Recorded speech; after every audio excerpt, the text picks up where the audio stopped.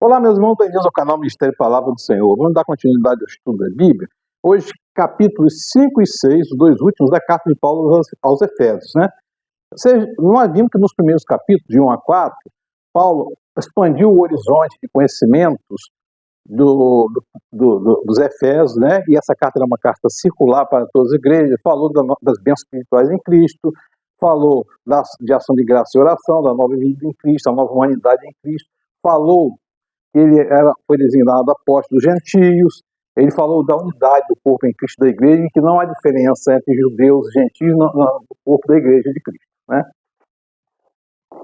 Capítulo 5 e 6 vai se despedir, vai falar depois de ordem prática, né? Portanto, sejam meus imitadores, sejam imitadores de Deus como filhos amados, e vivam em amor como também Cristo nos amou e se entregou por nós, como oferta e sacrifício de aroma agradável a Deus. Entre vocês não deve haver menção de moralidade sexual, como também nenhuma espécie de impureza de cobiça, pois essas coisas não são próprias para os santos. Não haja obscenidade, nem conversa tolas, nem gracejos imorais que são inconvenientes, mas ao invés disso, ações de graça. Então Paulo está fazendo a recomendação ao corpo de Cristo para tomar cuidado com as conversas, com as brincadeiras, né? E falar sobretudo do contexto da moralidade, né? E aí vai dizer por quê? Porque outrora vocês eram trevas, mas agora são filhos da luz no Senhor. Vivam como filhos da luz, pois o fruto da luz consiste em toda bondade, justiça e verdade. E aprendam a discernir o que é agradável ao Senhor. Não participe de obras infrutíferas das trevas, antes ponham-na à luz, né? Paulo ainda vai falar assim: por isso é que foi dito, desperta do que dormes, levante-te de dentro dos mortos, e Cristo resplandecerá sobre você. Paulo fala isso aqui, o que foi dito, né? Você vê, Paulo e os apóstolos, Paulo, Jesus, sempre fala relacionando-se ao Velho Testamento. Os salmos são os mais falados no Novo Testamento, né? Você vê a importância do Antigo Testamento, né? Preciso conhecer a Bíblia. Paulo vai falar da vida também, continuar a falar da vida em comunidade. Tenham cuidado com a maneira como vocês vivem, que não seja como insensatos, mas como sábios, aproveitando ao máximo a cada oportunidade, porque os dias são maus.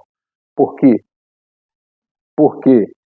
Portanto, não sejam insensatos, mas procurem compreender qual a vontade do Senhor. Não se embriaguem com vinho que leva à libertinagem, mas deixem-se encher pelo Espírito, falando em si, com salmos, hinos e cantos espirituais, cantando e louvando de coração ao Senhor, dando graças constantemente a Deus Pai por todas as coisas em seu nome, e em nome do nosso Senhor Jesus Cristo. Meu irmão e minha irmã, isso aqui, Paulo, ele não está falando aqui de se embriagar com vinho, para alguém pode questionar, Jesus bebeu, mas isso aqui não tem uma proibição, a gente tem que levar aqui tudo posso, mas nada, tudo eu posso, mas nem tudo me convém, né? A gente tem que lembrar que a gente não deve causar escândalo ao outro. Certa vez foi me perguntado isso, que na Bíblia não proíbe beber. Sim, realmente não proíbe, mas você tem que lembrar que você não deve causar escândalo ao outro, meu irmão, e que seu corpo é templo do Espírito Santo. Seu corpo não pertence a você, né? E precisa entender isso. Paulo está fazendo um contraste entre a vida do convertido e do não convertido, entre o insensato e o sensato, né?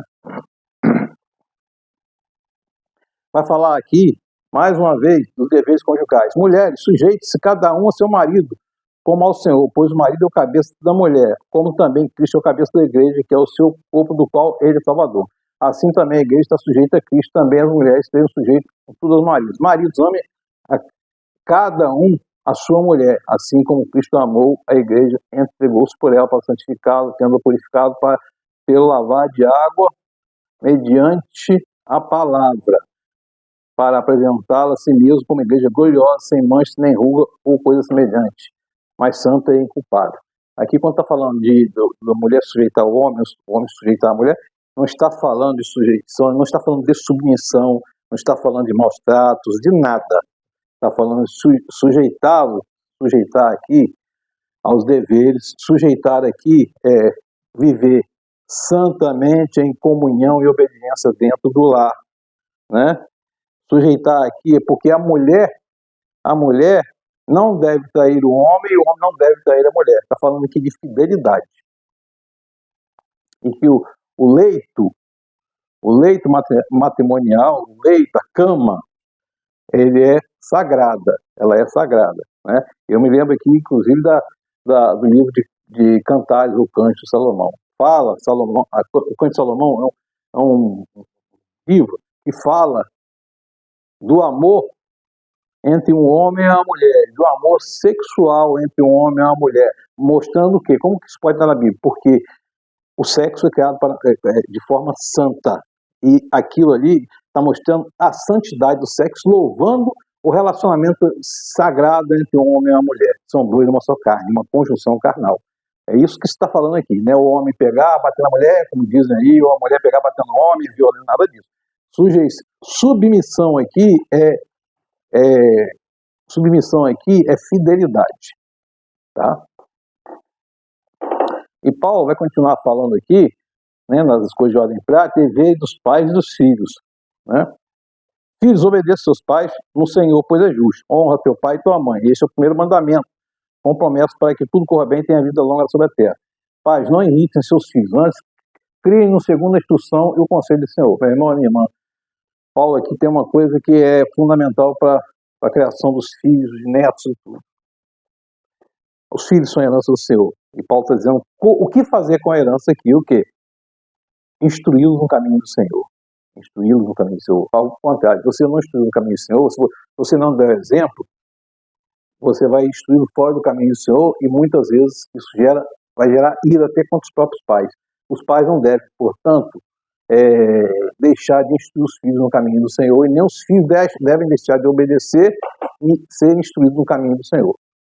Tá?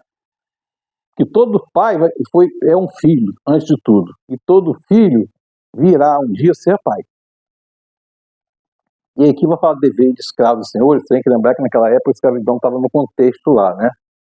Escravos obedeçam aos seus senhores terrenos com respeito e temor e sinceridade no coração, como a Cristo. Obedeçam não apenas para agradá-los quando eles observam, mas como escravos de Cristo, fazendo de coração de boa vontade. Sirvam aos seus senhores de boa vontade, como serviam o Senhor e não os homens, né? Vocês, senhores, tratem seus escravos da mesma forma, não os ameaçem, uma vez que eles sabem que o Senhor deles e de vocês está no céu. Ou seja, Paulo está aqui colocando que a condição de senhor não dá direito a maltratos, não dá direito a crueldade, mas Paulo nivela escravos e senhores da mesma forma, são duas pessoas que pertencem ambos a um senhorio só de Cristo Jesus e vão para o céu da mesma forma. Não há diferença, né? E o capítulo 6, do versículo 19, é interessante porque, do versículo 10, perdão, é interessante porque vai falar de uma coisa que muitos falam, da armadura de Deus. Finalmente, fortaleçam-se no Senhor, no seu forte poder. Vistam-se da armadura de Deus para poderem ficar firmes contra esse lado do diabo, pois a nossa luta não é contra seres humanos, mas contra os poderes e autoridades, contra os dominadores deste mundo de trevas, contra as forças espirituais do mal das regiões celestiais. Por isso, vistam toda a armadura de Deus, para que possam resistir no dia mal e permanecer inabaláveis. Depois de terem feito tudo, assim mantenham-se cingido pelo cinto da verdade, a couraça da justiça, tendo os pés calçados de prontidão do evangelho da paz. Além disso, usem o escudo da fé, o qual vocês poderão apagar todas as setas inflamadas do maligno. Usem o capacete de salvação e a espada do Espírito Santo, que é a palavra de Deus. Orem no Espírito em todas as ocasiões, com toda oração e súplica, tendo isso em mente. Estejam atentos para perseverar na oração por todos os santos. Meu irmão e minha irmã, primeira coisa, tem gente que interpreta que está vestindo a armadura no sentido real da palavra armadura, conforme o pessoal vai ter aquela armadura, capacete, coração, espada, e aí você ouve o pessoal tocando hinos, aquele tambor batendo como se fosse para uma guerra. Meu irmão e minha irmã, se isso fosse verdade, Jesus Cristo, se isso fosse verdade, Paulo estaria indo contra o que ensina as bem-aventuranças em Mateus 5 a 7. Né? Quando ele fala aqui da armadura de Deus, Paulo busca aqui a abrangência, uma abrangência, aqui em Efésios, a abrangência cósmica, né? E fala das batalhas espirituais. O diabo, não, como está escrito aí, não batalha contra Deus, mas contra os homens, né? Batalha contra os o esforço humano é insatisfatório, mas o poder de Deus é invencível. Por isso que ele está falando aqui. Quando ele fala aqui, por exemplo, que a nossa luta não é contra sangue, é contra carne, mas as hostes espirituais, tomando cuidado para não agredir ninguém, nenhum oponente, nem nada disso. É contra a espiritualidade maligna e a gente resistir no dia mal contra a influência maligna e contra qualquer agir maligno. Ele fala, por exemplo, dos dominadores desse mundo, né? Paulo fala também contra a ideia de que a batalha pode ser travada usando recursos meramente humanos. Não, meu irmão. Aqui Paulo está falando o quê? Falando o quê? Escudo da fé. O escudo da fé, capacete da salvação, isso tudo, a partir da graça dada pelo Senhor Jesus Cristo, a partir da nossa aceitação de como Cristo como suficiente Salvador, a fé nos reveste para enfrentarmos os dias maus. E a maior força do mundo não é a força física, não é a força bélica, mas é a força da oração baseada na fé em Cristo Jesus. Então, precisa a gente esclarecer isso aqui, né? E, inclusive tem algumas coisas aí que a gente, por questões de respeito, não vai falar, mas é preciso entender que isso aqui não é um atiçar contra uma guerra. Não é olhar para o irmão, o irmão está fora da igreja, deve ser mais, não é nada disso. Capacete da salvação aqui é quando você aceita Jesus Cristo, você é revestido da salvação, da graça do Senhor, que é dom de Deus, não nosso, né? E Paulo vai despedir aqui falando de Tíquico, o irmão amado e fiel servo do Senhor, ele informará tudo para vocês, sabe do qual, minha situação e o que estou fazendo, né? Paz seja com todos vocês, e mais uma vez, a graça esteja com vocês, né? Que o Espírito Santo de Deus esteja sobre nós, nos confortando, nos consolando. Amém. Glória a Deus.